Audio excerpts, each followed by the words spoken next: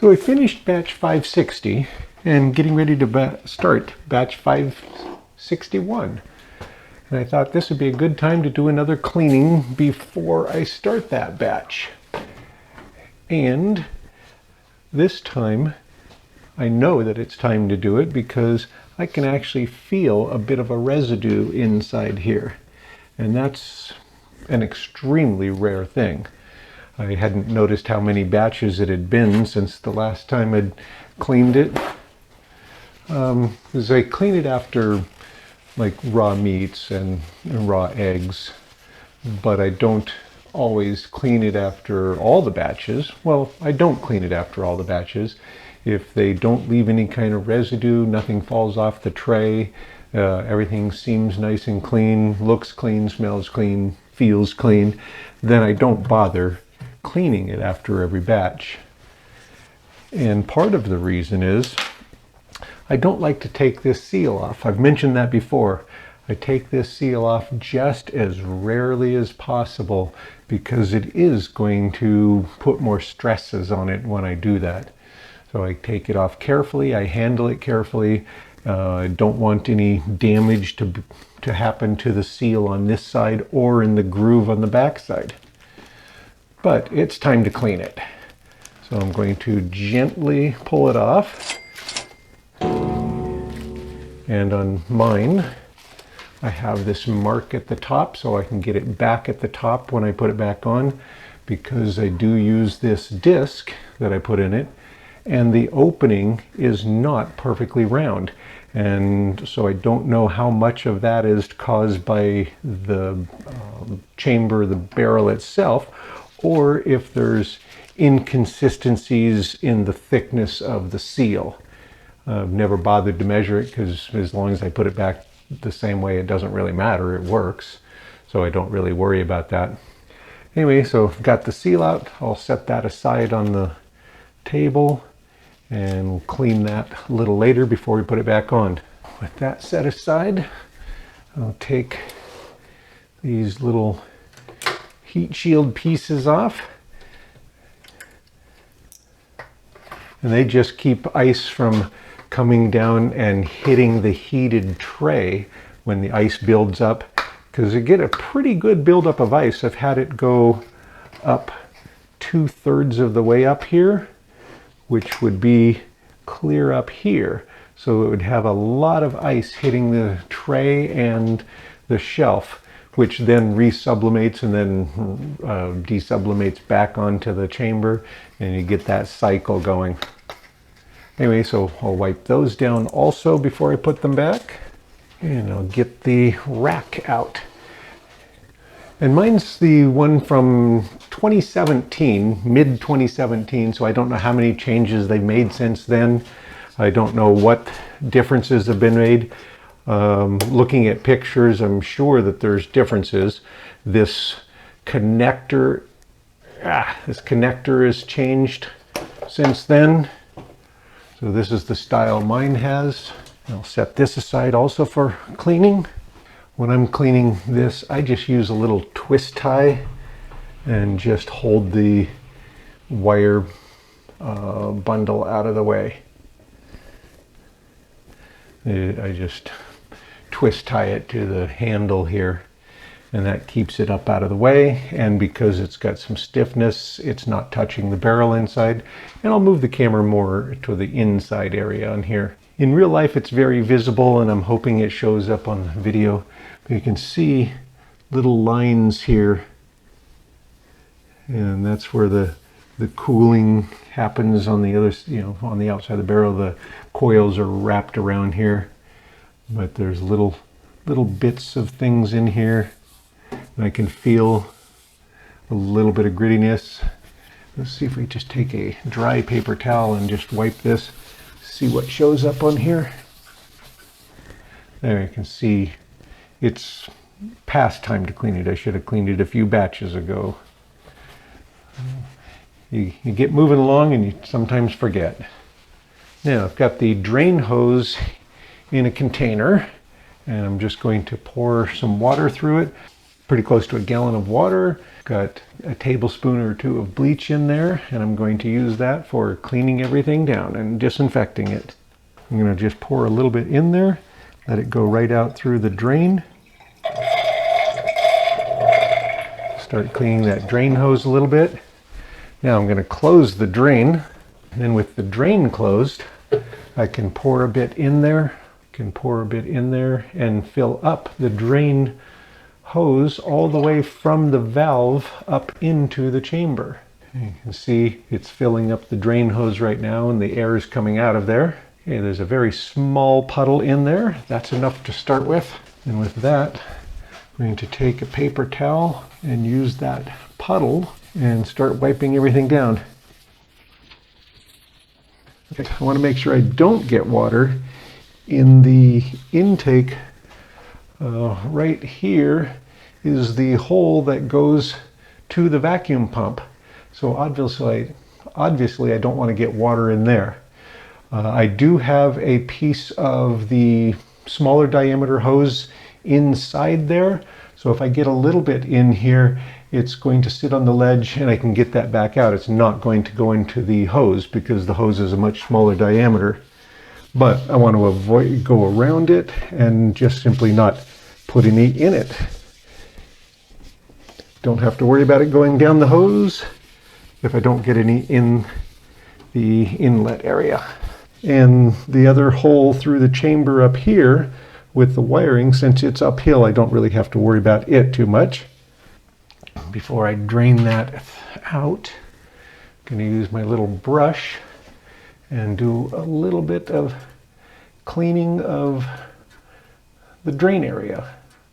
Just make sure that it cleans anything that could be in that area. Okay, now drain it through. Now pour a little bit in there. I'm going to pour just a little bit in there just to get anything that's in the hose out.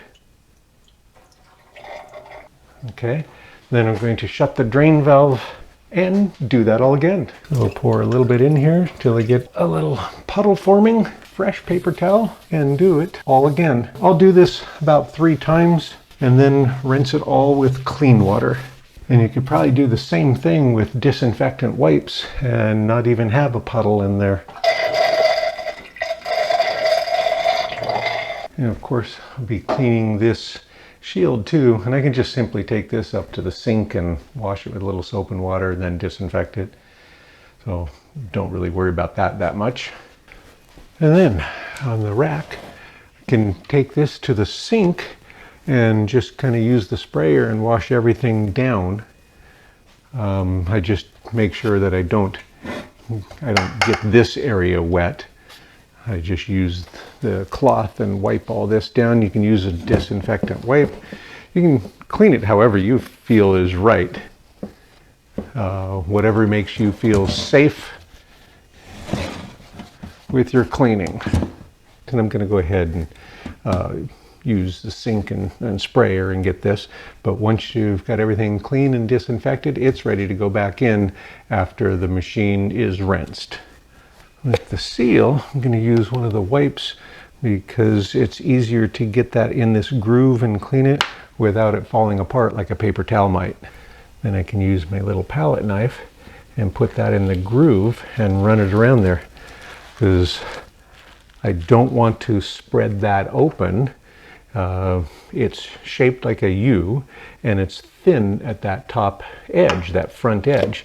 If you pry that open, you're going to eventually damage that seal and it's going to fail earlier than it needed to. So I'm just going to use this and run that around a couple of times instead. Okay, and then I can just wipe that edge. And with that side cleaned and wiped down with a disinfectant, I can let that dry. So I'm going to make sure the table's nice and clean, and then set the seal this direction on it and wipe all those surfaces down. anything past this top edge of this curve is on the outside of the machine when it's operating, so this side is on the inside of the machine. I'll wipe down the whole thing. Okay, now while that's drying, I can go ahead and rinse out the machine with some fresh water. I'm going to take this up and wash it. I can see lots of fingerprints on it and stuff on it, so I'm going to take this up to the sink and wash it with just some mild soap and water and get it ready to go back. I took the rack upstairs and got it washed off, and the front plastic disc. Now just with some clean warm water, I'm just going to rinse everything down again. And your machine may vary. Yours might be different than mine. Mine is a model from 2017.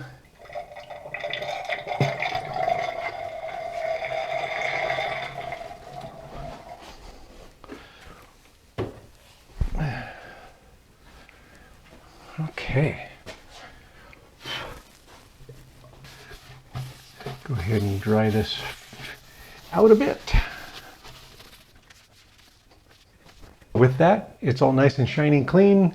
The rack has been clean, the seal, the little door disc, so everything's ready to go back together. I'll start by undoing the wire out there and get ready to reassemble. As far as how often you should do this as often as you feel like you should do this.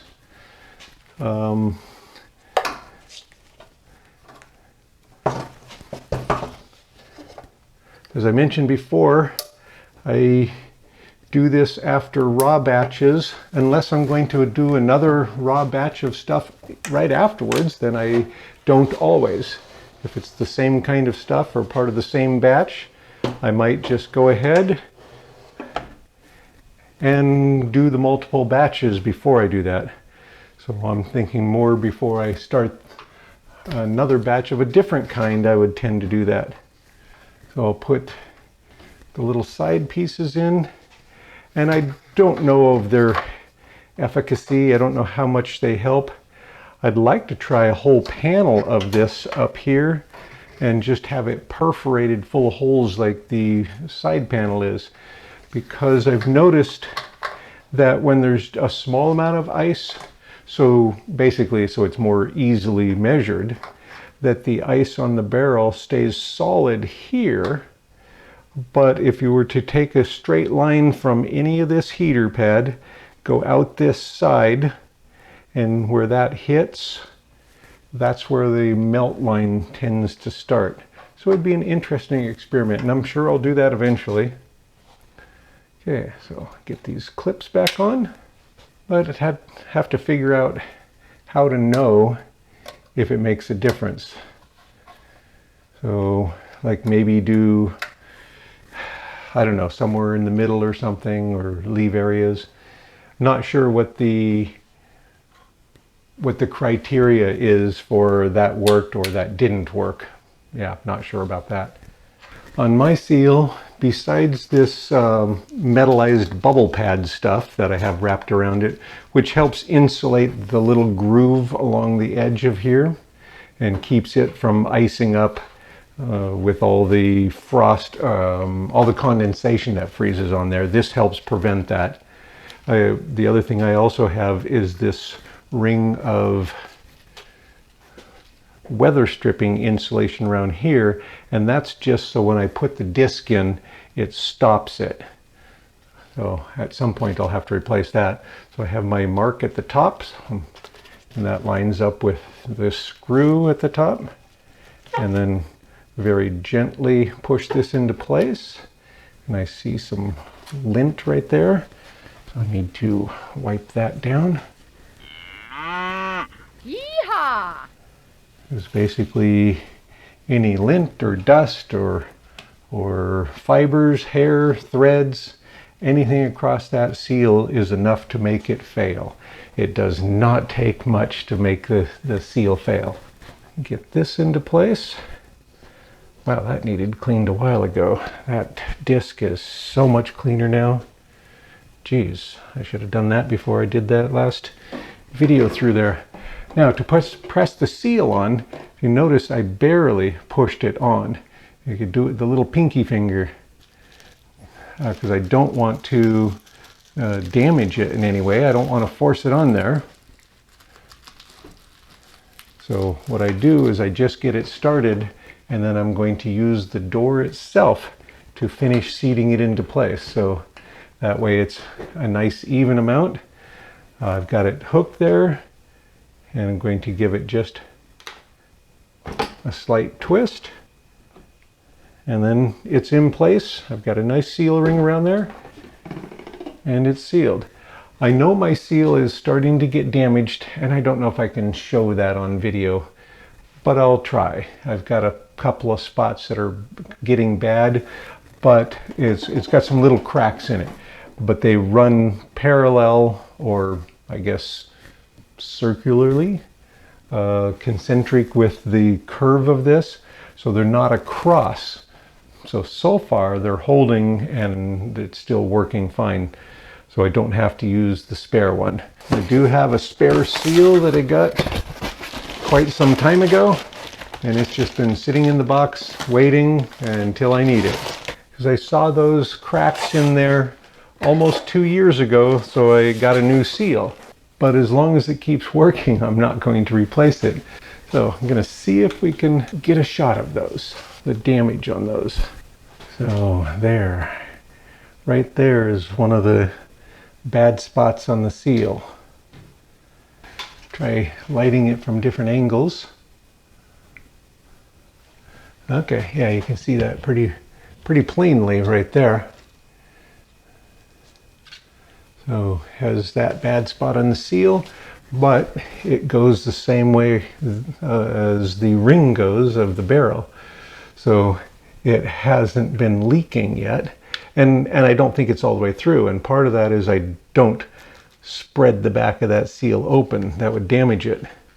Okay, and there's another spot down here. So there's another bad spot in the seal, but again, it doesn't go this way, but it looks like a little cut or a little divot. Anyway, whatever it is, if it went across this way, that seal would have to be replaced. Okay, and then below that, there's another place that's going bad. So I'm hoping the damage of that seal shows up. I noticed those 3 about 2 years ago, and since then I've even been more careful than ever pulling the seal off. I try not to take it off except for when really necessary. And the only time it's really necessary in my mind is for cleaning. So if I'm going to take it off just to take out ice to get the next batch going sooner, well, it's got to be fairly important to get the next batch going, otherwise I'm not going to do it. Or I'll try to get a cleaning in real quick, wipe it all down while I've got that off. Because pulling on and off that seal, a couple of things. One, you've got a better chance for damaging it, and 2, you've got a chance that you're going to end up putting something in that groove or on that edge that's going to cause a vacuum problem. So if it's working and the vacuum is good, I've got a better chance of ruining that by taking it off. So I try to leave it on. Okay, it is clean and ready. Let's get this pre-cooling for the next batch. Got a seal ring all the way around there now.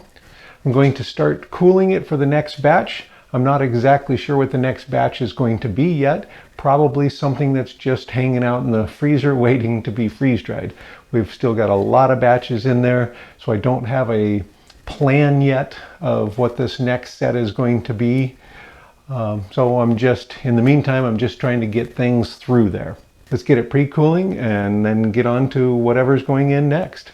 Drain valve is closed. Now we'll get it started. I'm using Customize as I usually do. Start custom. And I've got it set for a 6-hour freeze and an 11-hour final dry. For a lot of the things that we do that are pre-frozen, 6-hour pre-freeze is more than really necessary. And final dry, since I keep having to add dry time, I bump that up to 11, and so that I can do that less. So start custom and continue. It says that it's 71 degrees in there right now, and the temperature probe for this machine is on the bottom of the second shelf up. So the second tray from the bottom, and it's way in the back. We'll give it at least a half hour to pre-cool, because I want it at least as cold as the food that we're putting in. The food is in our freezers, which is about somewhere between -5 and +5 degrees, depending on the day. By the time we get it on trays and load it in there, it's usually up to about 10 degrees. I want this to be at least that cold. To me, there's no sense on putting frozen food in a warm freeze dryer. It's going to start melting, and it seems like it's probably not a good thing for the food. Let it cool for at least a half hour. When it's cold enough, we'll come back and put the food in. Ready to start batch 561. Going to be another one out of the freezer, and trying to get things kind of cleared out of the freezer, but some people keep adding more stuff to the freezer so it doesn't get less. So we need to freeze dry faster, not spend so much time between batches. So let's find out what we've got this time. So I've got the trays that have been chilled, a bunch of half blocks. Get the trays filled with those. Get these filled up as quick as possible. So tray 1, and got lots of cooked hamburger or ground beef.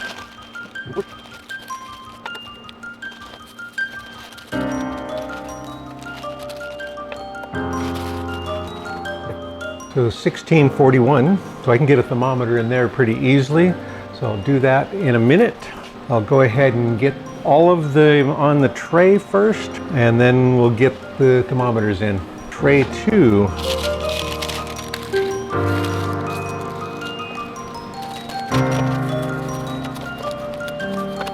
$16.60, and tray 3.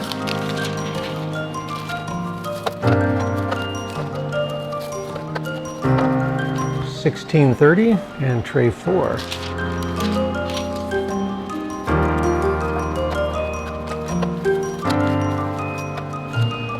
This is the lighter one, $14.93. Let's get the thermometers in there.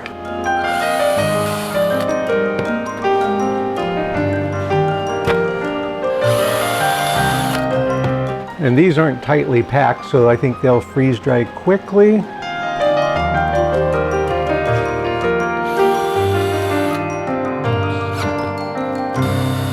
With these thermometers, it only needs about an inch inward, according to the instructions that came with them. Those are ready to go in the freezer. We'll move over and get them in real quick.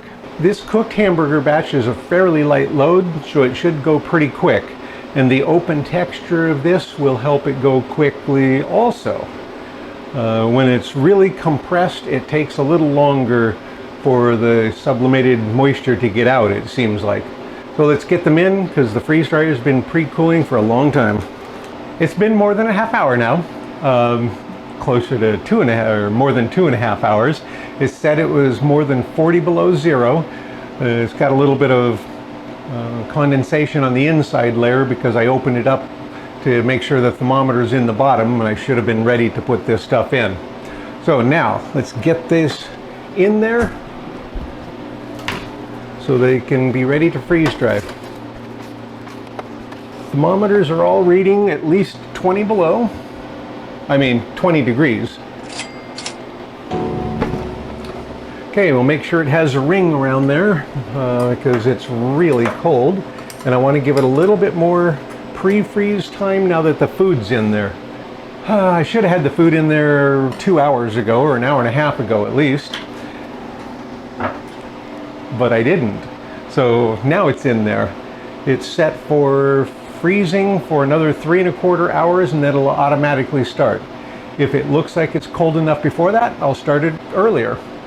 The chamber was already cold enough, but now I let that rush of hot air in. Now need to let it recool a bit. So we'll come back and check it and start it when it's ready. This could be done as early as tomorrow with that relatively light load of food with a relatively low amount of water. The cooked ground beef doesn't have that much water in it. So we'll come back tomorrow or the next day and get them out and bag them. All right, see you in a minute. I'll be right back. I'm not going to bother showing the drying and bagging of this batch of hamburger. I'll link to the video from the previous batches I did. Going to rehydrate one small sample bag of the ground beef. This went into the freeze dryer a month ago yesterday, and so it would have come out to the freeze dryer a month ago either today or tomorrow. I'd have to look that up. It was a half pound, or approximately a half pound, because this is one of my sister's ones and she doesn't really track them that way. She just scoops a cup of it. So rehydrating is a little more difficult because I'll have to guess on the water, but it can be drained, or if you're putting it in something, you could just put this in a soup or chili or something and let it soak up some of the liquid and then adjust the liquid amount afterwards. These bags are tough, which is not a bad thing. And you could just pour the water directly in the bag, but visually it's better this way. And it's perfectly edible while it's still dry. It's actually quite good. So now I'll add some boiling water, and so carrot pieces, celery pieces, onion pieces, ground beef pieces, and knowing it, cooked beyond death. And by comparison to my mom's cooking, still undercooked. All right, so got some boiling water, about a cup, which would be too much for this, because I should have weighed this and kind of guessed, but this is how she would just rehydrate it. So I'll add just about half of it first and give that a stir. Yeehaw! Push it into the liquid, and then just cover it, and we'll come back and we'll give it maybe 10 minutes. Now, so go ahead and check this. It's been just over 10 minutes. Okay, it looks like it soaked up all of that water. Now let's check for, okay, it seems to be all the way rehydrated. That piece was one of the bigger pieces. This is actually much more moist and tender now than before I put it in the freeze dryer. That worked out great. Oh, let's try the little carrot pieces. Oh, good and tender and great flavor. That works perfectly, no problem. This would be great to put in chili or a soup or something. Oh, or add sauce and make sloppy joes out of this. Ooh, a tomato sauce, a barbecue sauce. Sweet baby Ray.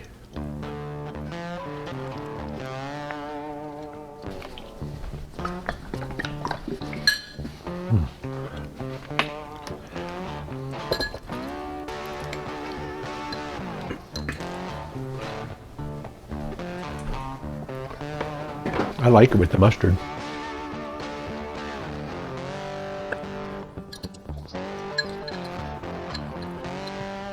A little leftover marinara sauce from other stuff.